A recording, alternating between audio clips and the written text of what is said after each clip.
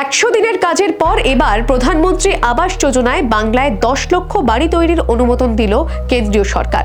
শুধুমাত্র বাংলার বাড়ি নয়, সেই সঙ্গে গ্রামীণ রাস্তা, পেনশন এবং 100 দিনের কাজ মিলিয়ে 1700 কোটি টাকা ইতিমধ্যেই মঞ্জুর করা হয়েছে। বাংলার রাজনীতিতে অন্যতম বড় ইস্যু ছিল আবাস যোজনার বকেয়া টাকা।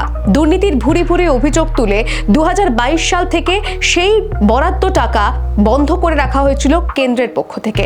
তবে এবার সেই বাধা কাটিয়ে বাংলার জন্য, বাংলার 10 লক্ষ বাড়ির জন্য কেন্দ্র যদি নতুন করে টাকা দেয়, তাহলে বাংলার যে কাঁচা বাড়ির সংখ্যা এক ধাক্কায় অনেকটাই কমে যাবে এবং গ্রামীণ যে অনগ্রসর গরিব পরিবারগুলি তারা অনেকটাই সুবিধা পাবেন।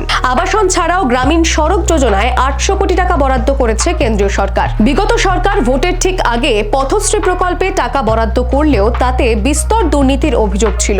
এবার সরাসরি কেন্দ্রের বরাদ্দে এই সড়ক যোজনার কাজ গতি পায় কিনা এখন সেটাই দেখার। জুন মাস থেকে রাজ্যে যে 100 দিনের কাজ শুরু হচ্ছে, তার জন্য কেন্দ্রীয় সরকার ইতিমধ্যেই 700 কোটি টাকা বরাদ্দ করেছে।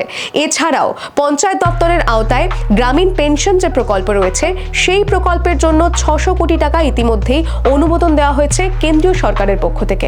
রাজনৈতিক বিশ্লেষকদের মতে রাজ্যের রাজনৈতিক সমীকরণ বদলে দিতে বাংলার জন্য দিল্লির রাজকোষের দরজা যেভাবে খুলে গিয়েছে, তাকে ডাবল ইঞ্জিন সরকারের সুফল হিসেবেই তুলে ধরতে চাইছে BJP Shibir. Bureau report, the wall news. Follow করুন theworld.in।